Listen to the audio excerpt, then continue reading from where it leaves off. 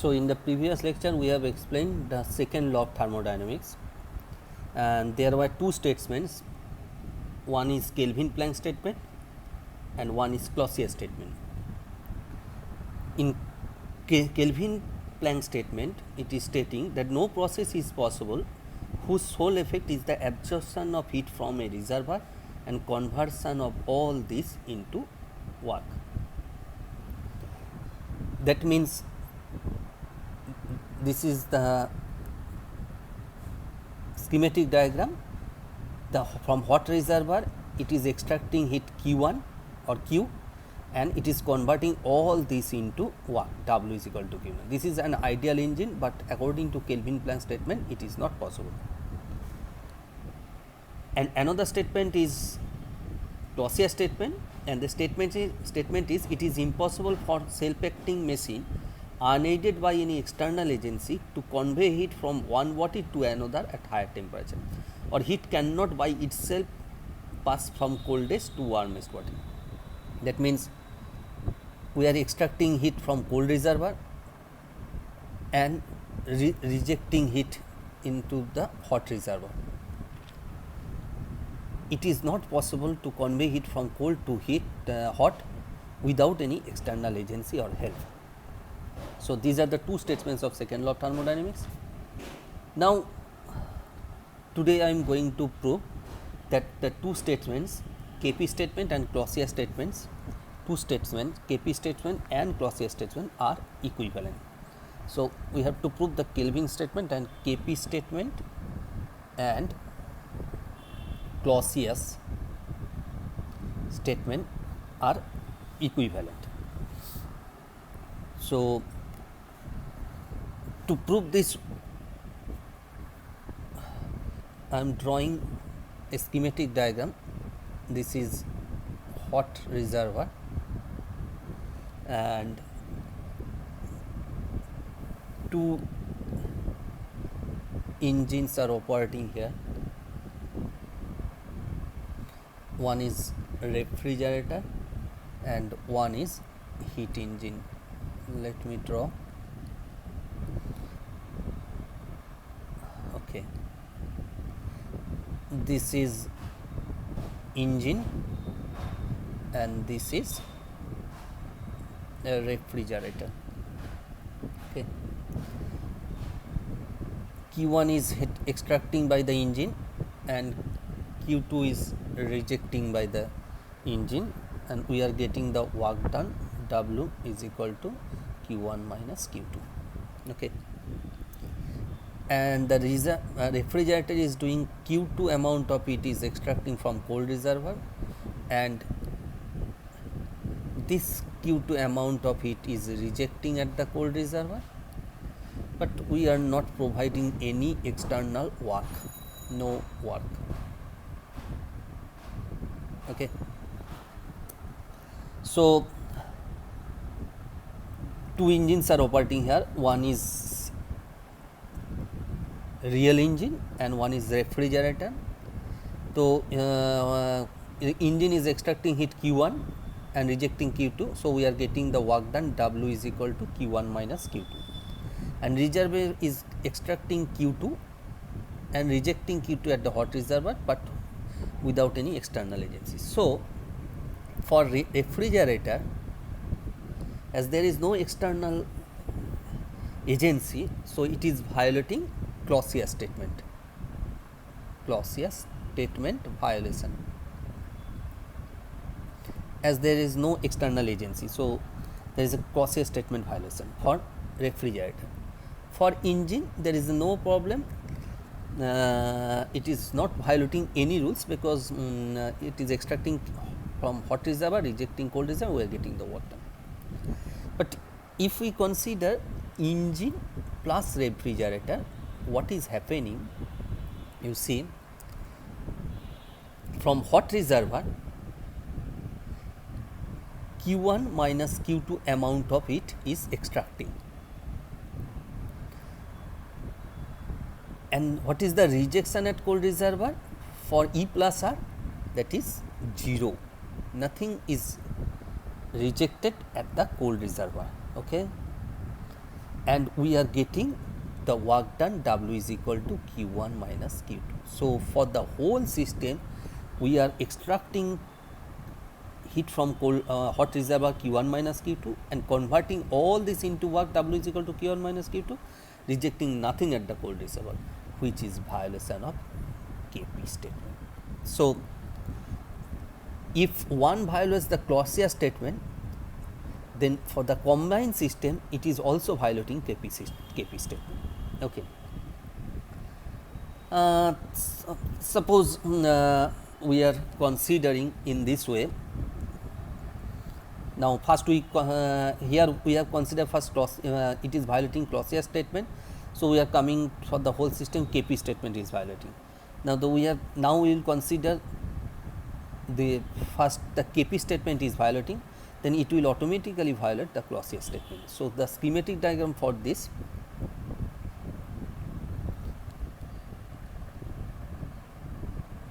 let me draw. Here is also two engines are operating. This is hot reservoir, this is cold reservoir. This is engine and this is refrigerator. Okay. Q1 heat is extracting from hot reservoir by the engine and it is converting all this into work. That means W is equal to Q1. Q2 heat is extracting from the cold reservoir by the refrigerator and it is rejecting Q1 plus Q2 to the hot reservoir. So, what is happening? This is engine, this is refrigerator, and refrigerator is aided by the work done of the engine. That means refrigerator is working, it is extracting Q2 heat from the cold reservoir, rejecting Q1 plus Q2 heat to the refrigerator hot reservoir. The external agency W is equal to Q1, helping to convey heat from cold reservoir to hot reservoir. So, the work done by the engine is sufficient to run the refrigerator. So, in case of a engine, what is we are getting? It is violating KP statement because it is converting all this into work. But for refrigerator it is okay because it is not violating any statements because there is an external agency which is supported by the engine. But if we consider the whole system E plus R, what is happening? Extracting Q2 heat from the cold reservoir, extracting Q2 heat from the cold reservoir and rejection of same Q2 heat at the hot reservoir because Q1 is extracting Q1, here rejection Q1 plus Q2. So, what is the rejection? Q1 plus Q2 minus Q1 equal to Q2. So, what we are getting? We are extracting Q2 heat from the cold reservoir for E plus R system and rejection of Q2 at hot reservoir. So, this is clear violation of Clausius statement. This is clear violation of CL statement. So, we have started from KP statement violation, we are again getting for the whole system violation of Clausius statement. So, hence two statements are equivalent. What is refrigerator? Refrigerator means we are reversing the engine,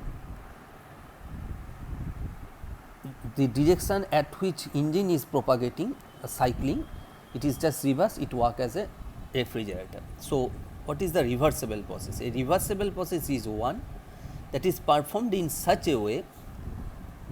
Now, we are coming to reversible process.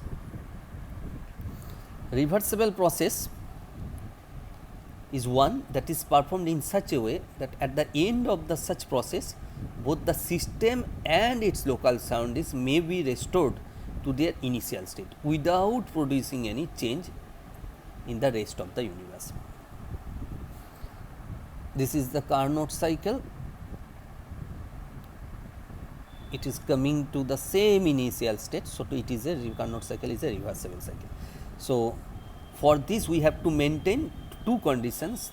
Thermodynamic equilibrium must be satisfied, that means chemical equilibrium, mechanical equilibrium and thermal equilibrium must be satisfied all the times, and dissipative forces such as viscosity, friction must not be present or minimized. For minimization we have already said in the previous lecture, that means it is must be a quasi static process. That means process should be very slowly move to initial to final state, so that dissipative forces vanishes. So, this is the equivalence of Kelvin-Planck statement. Now, I am coming to an important theorem which is called Carnot's theorem. Carnot's theorem states that the efficiency of all reversible engine is same. The efficiency of all reversible engine working between the same temperature is same. I am repeating, the next chapter is Carnot's theorem.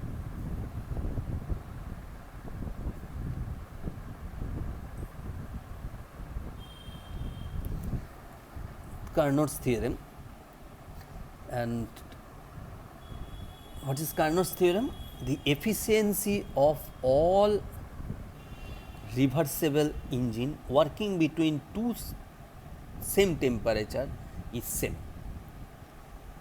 And the second part of the statement is no irreversible engine working between the same two temperatures cannot have efficiency greater than reversible one. So, Carnot's theorem, there are two parts of the statement. The efficiency of all reversible engines are equal provided that it is working between the same two temperatures. That means, temperatures of hot reservoir and cold reservoir must be same. And the second part is the efficiency of all reversible engine must be greater than the efficiency of irreversible engine working between the same two temperatures. So, what we are getting? The efficiency is independent of the working substance, but depends only on the temperatures of the reversible engine. So, what is the conclusion from Carnot's theorem? That efficiency does not depends on the substance, it only depends on the temperatures of the hot reservoir and cold reservoir. Now, the schematic diagram we are going to prove.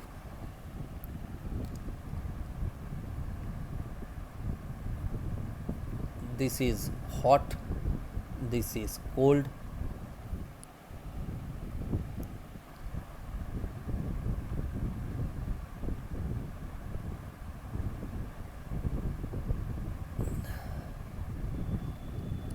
This is engine, this is refrigerator, and refrigerator is aided by the engine W. It is Q1 heat is extracted, Q2 heat is rejected, Q2 dash is extracted, Q1 dash is rejected. So, this is the schematic diagram. It is maintained at temperature theta 1 hot reservoir, it is maintained at temperature theta 2. So, we are going to prove the Carnot's theorem. We have an engine and work done obtained by the engine is sufficient to operate refrigerator. The work done obtained by the engine, W equal to Q1 minus Q2, and this work done is sufficient to operate the refrigerator. So, refrigerator, for this external agency, refrigerator is extracting Q2 dash heat from the cold reservoir and rejecting Q1 dash to the cold reservoir, and engine is extracting Q1 heat from hot reservoir and rejecting Q2 cold reservoir. Now suppose we are considering eta reversible greater than eta reversible. That means efficiency of engine is greater than the efficiency of refrigerator. Now we are considering here both refrigerator and engine is reversible. So Q1 minus Q2 by Q1 must be greater than Q1 dash minus Q2 dash by Q1 dash. W here W equal to W dash, because the same, this is same, W is the output of the engine and W dash is the input, W dash is the input of the refrigerator. So Q1 minus Q2 equal to Q1 dash minus Q2 dash. So from this we are getting Q1 dash greater than Q1 and similarly Q2 dash greater than Q2. So hot source gain, so hot reservoir gain the heat Q1 dash minus Q1 and cold reservoir lost the heat Q2 dash minus Q2. This is the gain, this is loss of hot reservoir and cold reservoir. Now if I consider total system E plus R, what we are getting, Q2 dash minus Q2 heat is transferring from cold reservoir and rejection of Q1 dash minus Q1 to the hot reservoir, extraction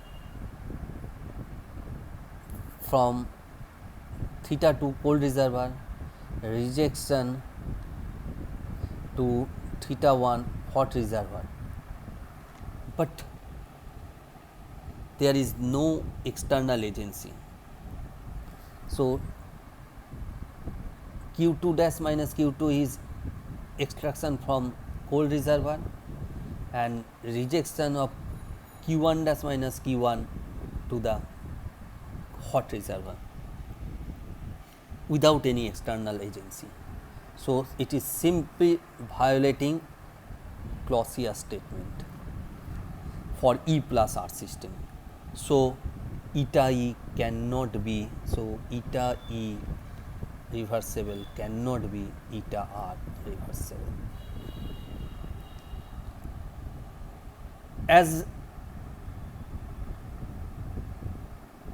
we have said that both engine and refrigerator are reversible one.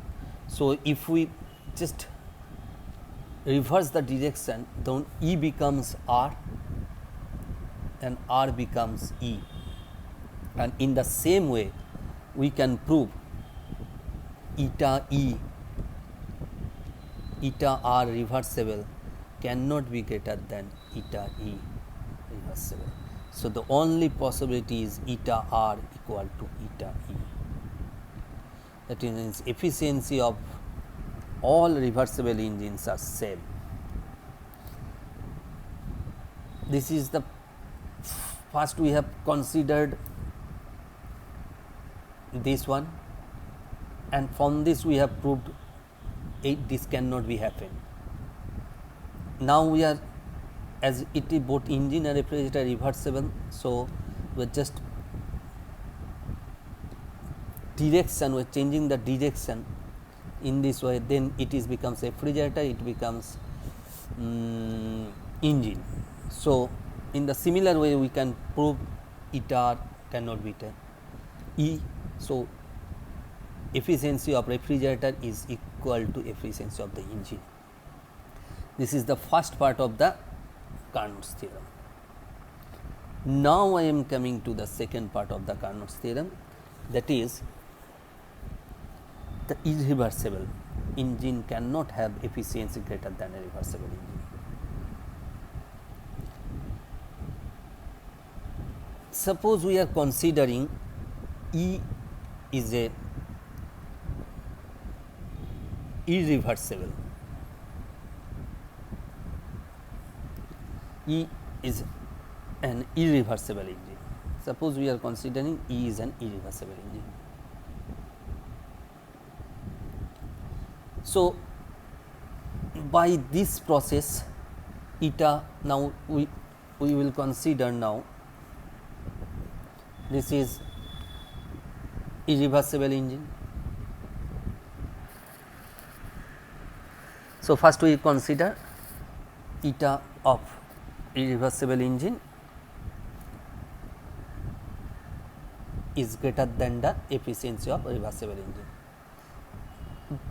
and the rest of the equation will be same.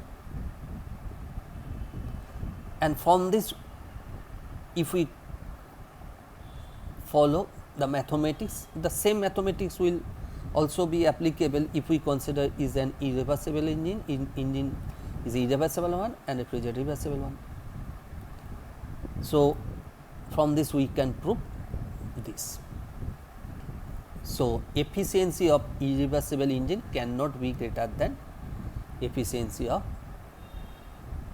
refrigerator or reversible engine. But now we cannot reverse the direction in case of engine, because engine is a reversible engine. So, we cannot reverse the engine into a refrigerator, and a refrigerator can be reversed because it is reversible engine, but engine cannot be reversed because it is an irreversible engine. So, the only possibility is, so we cannot prove this because we cannot reverse the direction. So, we cannot prove eta E I R cannot be less than eta R reversible. This cannot be proved because we cannot change the direction of irreversible engine. So, only condition it will satisfy this equation, eta irreversible cannot be greater than eta reversible. So, the only possibility is eta E irreversible less than equal to eta R reversible. Either it will be efficiency will be less or equal to reversible engine, and equality will hold only when the engine is reversible one. And as the Carnot cycle is an reversible engine, so in case of eta we got 1 minus theta 2 minus theta 1, where theta 2 theta 1 greater than theta 2. So, as Carnot cycle is an reversible engine working between the temperatures theta 1 and theta 2. So, efficiency, maximum efficiency we can get for a reversible engine operating between the temperatures theta 1 to eta max equal to 1 minus theta 2 by theta 1, because the efficiency of all reversible engines are same working between the same temperatures theta 1 and theta 2, it is independent of substance. So, the efficiency of all reversible engines have maximum efficiency 1 minus theta 2 by theta 1.